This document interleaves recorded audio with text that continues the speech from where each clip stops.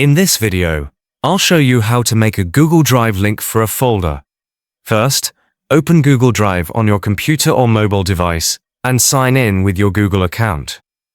Once you're logged in, locate the folder you want to share. You can either create a new folder by clicking the New button and selecting Folder, or use an existing one. Next, right-click on the folder you want to share. From the menu that appears, select the Get Link option. This will open a sharing settings window where you can adjust who can access your folder. By default, the folder is usually restricted to only people you add, but you can change it so anyone with the link can access it.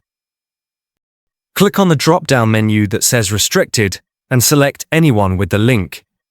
Here, you can also choose the type of access you want to give. There are three main types of access: Viewer, Commenter, and Editor. Viewer access allows people to see the files in the folder, but they cannot make any changes.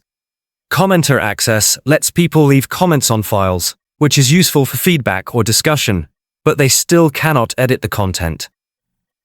Editor access gives full control, meaning people can view, comment, add new files, delete files, or make changes to existing documents. Once you've selected the permission level that suits your needs, click the Copy Link button to copy the shareable link to your clipboard. You can then paste this link into an email, message, or any platform where you want to share the folder. Anyone with the link will now have access to the folder according to the permissions you set. That's it. You've successfully created a Google Drive link for your folder and now understand the different types of access you can grant to others. This makes it easy to collaborate, share, and manage files securely.